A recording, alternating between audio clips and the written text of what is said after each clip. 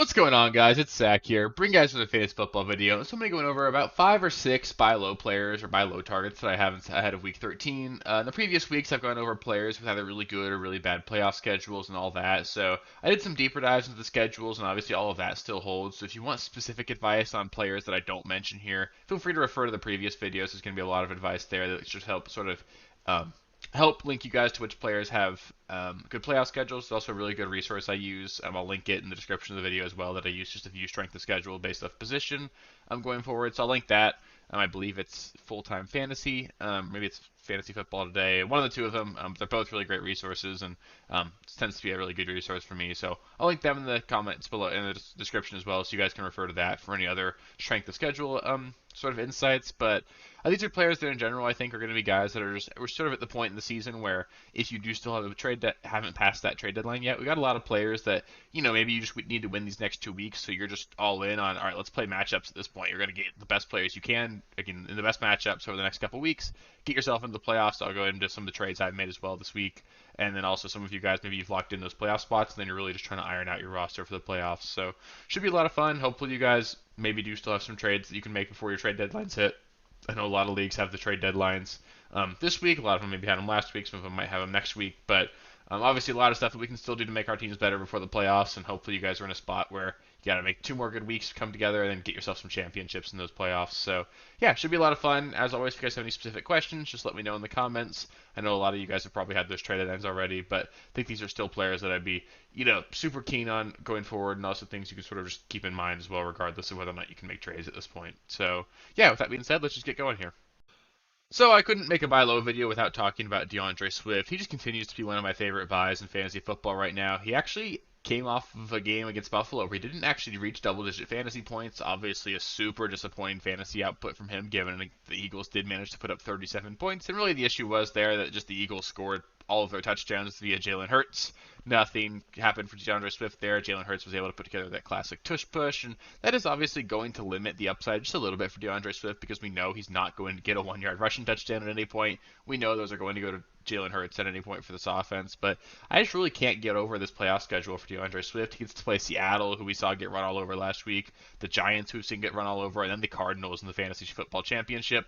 That Cardinals matchup is the best matchup you can have. They just have arguably the worst run defense in the NFL. They probably do have the worst run defense, and there's a real world that exists where DeAndre Swift goes out there and puts together 150 rushing yards and 2 touchdowns against the Cardinals, similar to what we saw Kyron Williams do this last week. So Swift, I really do think is going to win people a lot of leagues this season. I think if you get into the playoffs with DeAndre Swift on your roster, he's going to do a lot to carry you the rest of the way and be super useful for you when that happens. So I think he's actually going to come in relatively cheap as well. You can tell the managers that, hey, he's put up a dud of a week, and he's got 2 really brutal matchups over the next 2 weeks. He plays the San Francisco 49ers and the Dallas Cowboys. So if you're in a position where you do need to win these next 2 weeks, maybe you're 6-6 and you haven't secured a buy or any of that, I think DeAndre Swift's a little bit less of a desirable buy here. But if you've got your playoff spot wrapped up, got your buy wrapped up even, I think DeAndre Swift is just a really great asset to have because he's going to be a guy that can really carry you through those playoffs, and he might have a bit of a bumpy road up until then. So pretty easy to buy him if the manager that has him hasn't locked those things up yet, and if you have, he's going to be a really great asset for you guys.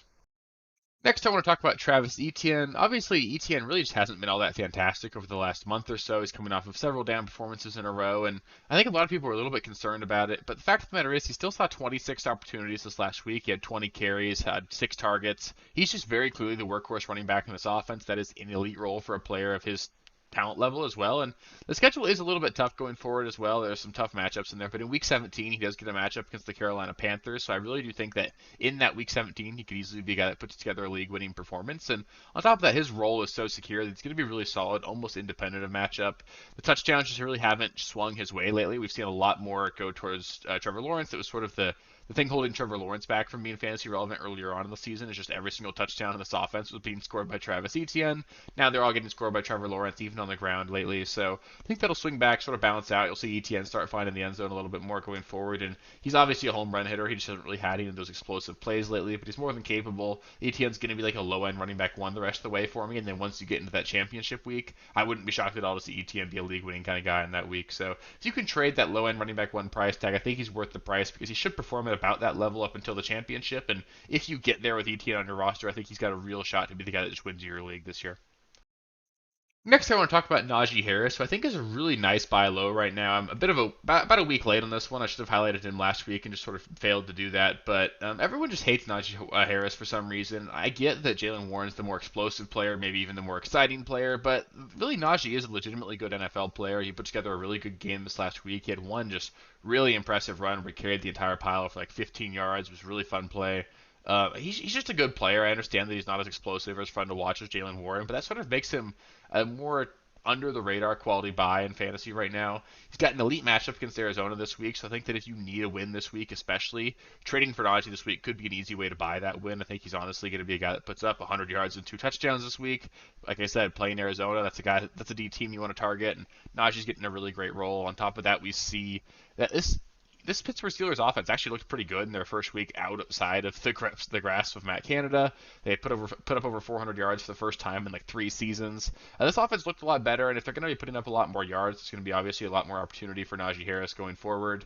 He's still going to be a guy that they get the ball towards the red zone. Kenny Pickett is still not a guy they trust enough to really give a high volume of like down the field pass attempts. So Naji Harris is still the focal point of this offense in all reality. He's a good enough player. The schedule's really fantastic going forward. Obviously, he's got that Arizona matchup this week. Then he gets to play New England, who are by no means a scary matchup. Then he gets matchups against Indianapolis, Cincinnati, Seattle.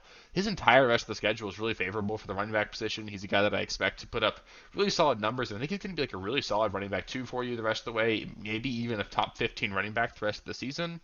And I think that honestly, he's going to be a guy that's not going to cost you nearly that. And just for some context here, in the subscriber league, had a bit of a rough start to the season, so I'm 5-7 right now. Need to win out to have a shot at the playoffs, and I actually traded Saquon Barkley for him in that league this week.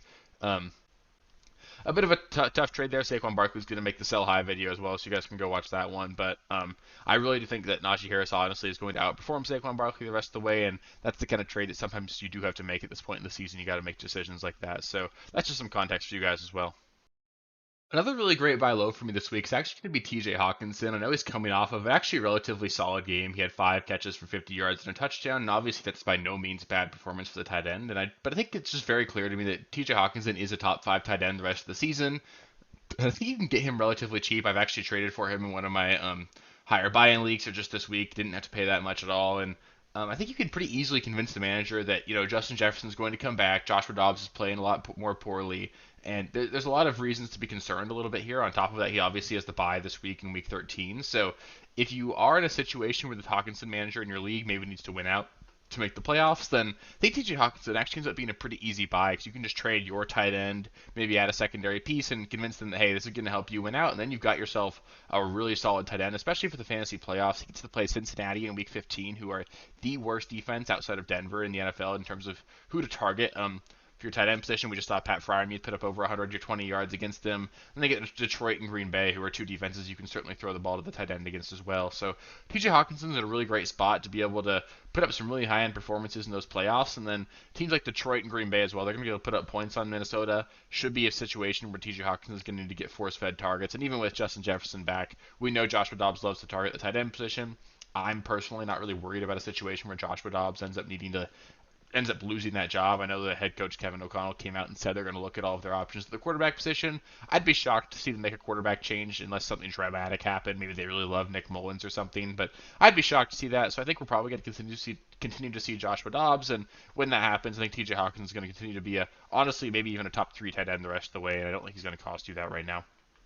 Next up, I want to talk about Brandon Aiyuk, who I think is just a really solid buy low right now. He's coming off of a bit of a down game against Seattle, although he did score a touchdown. He finished the game with only 2 receptions for 50 yards, so certainly not the performance that you expect from a high-caliber player like Brandon Aiyuk. And it's just really clear to me that Brandon Aiyuk is the clear #1 wide receiver in San Francisco. He's got an elite schedule going forward with matchups against Philadelphia, Seattle, Arizona. Baltimore is tough in Week 16, but then Washington in Week 17. You've got 4 out of 5 really great matchups for wide receivers in this one.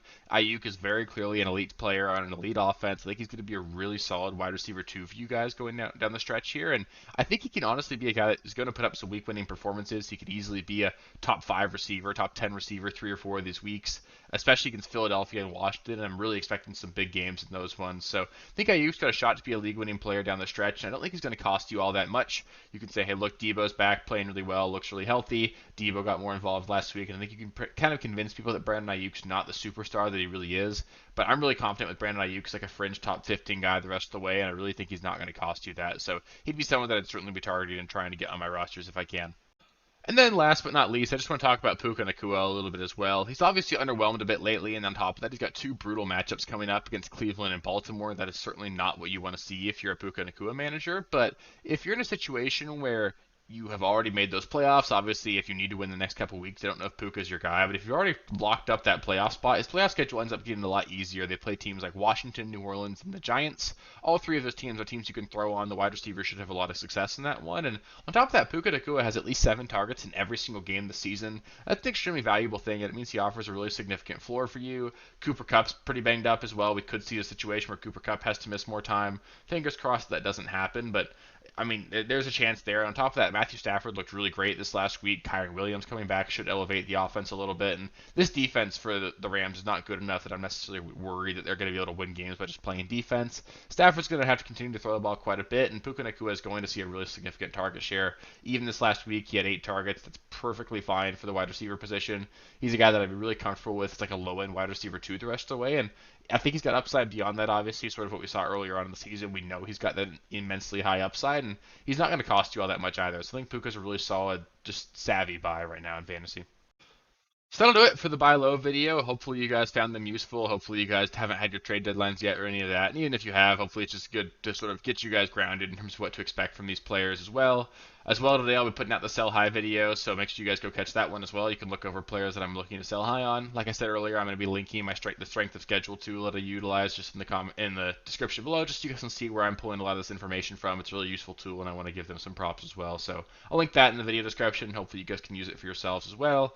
But as always, if any specific start-sit questions or any sort of buy trades questions, just let me know in the comments. I love helping you get all set there, helping you guys get your roster set, and hopefully doing my best to help you guys get some wins and then get you guys into those playoffs and get you guys some championships this season. So yeah, sell high video will come out today. Thursday morning, you guys get the Thursday Night Football primer, and then Saturday morning, you guys will get the start sit video, and then Sunday morning, we'll have the live stream as well, going over those last second start sit questions. So if you want to make sure you get access to all that, all you've got to do is be subscribed to the channel. We're about 970 subscribers right now, so just 30 subscribers away from that goal of hitting 1,000 by the end of the season. I really think we can get there, so just make sure you're subscribed if you haven't already. If you haven't, just make sure you give me that subscription, and we really appreciate it. It really helps me grow the channel, and really helps me just help you make sure you don't miss anything. So really appreciate all the support, guys. It's been super cool, and I really appreciate all of you guys. So thanks so much for watching, and I'll catch you guys next time.